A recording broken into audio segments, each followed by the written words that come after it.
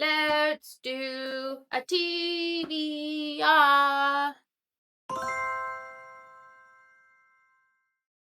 Hello and welcome back to my channel. I am Kate, I'm a realistic reader, and today we're going to be doing our July reading wrap up and picking our August TBR, which will be a TBR takedown to get rid of some of the books on this shelf that I haven't read. So these are all the books that I read in July. I had 5 reads and 1 DNF, so let's talk about them.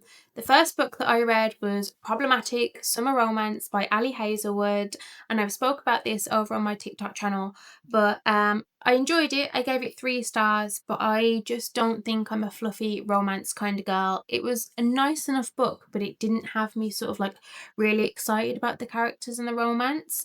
I believe I should have maybe read another book before this, but then some people were saying that it wasn't essential to read that other book. It just mentioned some characters before going into this one, so I didn't feel like I was missing out on anything, and I don't think it would have made me love the book even more. I'm just not a fluffy romance. I need a bit of toxicity in my stories. So overall it was fine. I gave it 3 stars, but I probably wouldn't rush to pick up another Ali Hazelwood book. Let me know in the comments if there's any ones that I should pick up that are maybe a little bit more exciting than this, or what you thought of it. The next book I read was Nightshade, and if you're on booktok, you've probably seen this everywhere. This is the sprayed edge edition from the Works. I did also get the alternative cover as well because I just absolutely love this book. I gave it 4.75 stars. It is such a fun read. So it is a sort of lighter dark romance. Basically, we follow Ophelia, who gets a free scholarship to Sorosong University, and on her very first day, as soon as she arrives, she meets our MMC Alex, who happens to be the son of the person she believes murdered her parents. So there is a mystery, there is a budding romance, there is a stalker involved as well, and it's just a fun, gothic, spooky setting, and I thoroughly enjoyed this. I can't wait for the next one. And then the third book that I got to in July was Brutal Vows, and this is the conclusion to a really good mafia dark romance series. I gave this 3 stars. It was fun. We followed Spider's story. He was a character that pops up in some of the previous books. I really like listening to this as it was duet narration, which is my favourite. I really can't listen to any kind of audio book if it's not duet narration. It just annoys me too much. But this was, yeah, it was really fun. I gave it 3 stars. It wasn't my favourite out of the series. So this is like Ruthless Creatures, Carnal Urges, etc. Those are the books in the series, and they were definitely better for me, but this was a fun way to finish it.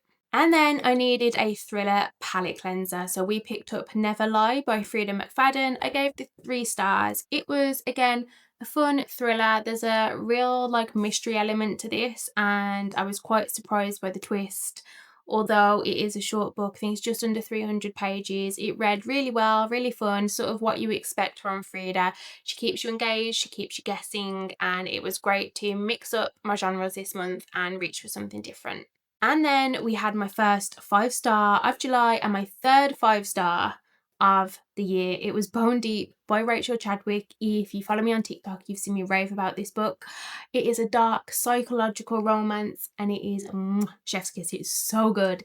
So we have Lavanna, who is a mortician, and she meets Patrick, who is a grieving widower. He's lost his wife, he's lost his son, and they form a relationship together, but all is not as it seems. I can't give away too many spoilers. You just have to go into this, check your trigger warnings. It is dark. There is definitely some really dark emotional themes, and when you get to the acknowledgements and you read what Rachael the author went through herself, it's quite sad, but I just thought it was amazing. It was so good, it was so fun. I have another book by her that I want to get to soon as well, so definitely recommend this one. And then the last book I picked up was Bury Our Bones in Midnight Soil. You've probably seen this absolutely everywhere. This is the beautiful sprayed edge edition from Fairy Loot. I listened to this on audio and I actually DNF'd it at about 60% of the way through. It's just not for me. I just got really, really bored by I thought that the story was fine. It just wasn't moving fast enough for me. When everyone said toxic, lesbian, vampires, and you'll see in one of my previous reading vlogs, where was the toxicity? I expected like way more drama, way more sort of like, I don't know what I expected, but it just wasn't this, and it was a bit boring. I had just have no idea how this would end. I just didn't see myself wanting to find out either. There was no like real thrill there for me, so I ended up DNFing this. But I don't really want to keep this beautiful edition. I think that someone else might benefit from it. So if you are interested in this, I will be having a giveaway soon where you can win this beautiful sprayed edge edition. So for August, I'm only going to pick 4 books because I get married soon. And I don't think I'll have much time for reading this month. So I think 4 is a really realistic number. If I manage to fit any more in, then I have some arcs that are lined up on my Kindle ready to go that I can pick up. But for August, we're just going to pick 4, and hopefully there are a few other prompts in here, but most of these are just book names. I want to do a bit of a TBR takedown and get through this huge collection of books that I've got that are 90% unread. So we're going to pick 4 little post-it notes from in here, and they will either be a book name or a prompt. Let's do it. Ooh, Serpent and Dove is our first one. It's so beefy. This is, that's not the page, it's over 500 pages. Great. I picked a really beefy one. So Serpent and Dove by Shelby Marin.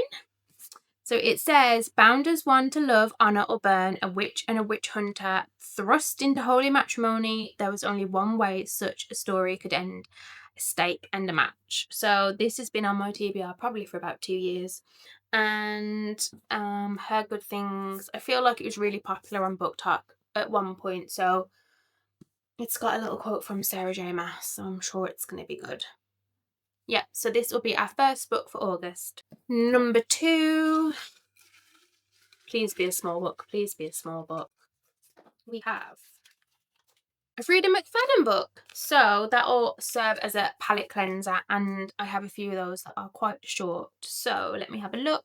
Okay, so I've picked One by One by Frieda McFadden. It is less than 300 pages. And it seems that there is a character called Claire whose van breaks down in a forest, and she's with some other people as well, and then they are either being hunted or they're disappearing one by one. So that sounds fun, and hopefully this will serve well as a nice palette cleanser in between some other books that I'm sure will be a bit darker. Number 3. Wild Love by Elsie Silver, which is just behind me. It's not small. Book number 3, it's not a small one. Oh god, his Wild Love. So this is first in the Rose Hill series by Elsie Silver. I finished the Chestnut Spring series this year and really enjoyed it. So I have another one of her books that I've not read yet on my shelf. So this will be good. I might see if I can get this on Spotify and listen to it in audiobook, just because I'll be so busy this month that sticking on my headphones and having an audiobook on the go would be really helpful. But this is, yeah, so it's a billionaire romance. That's about as much as I can ascertain from the back of the book, and that is a trope that I'm okay with. And the last pick will be a Kindle book. Let me have a look what we could read on Kindle.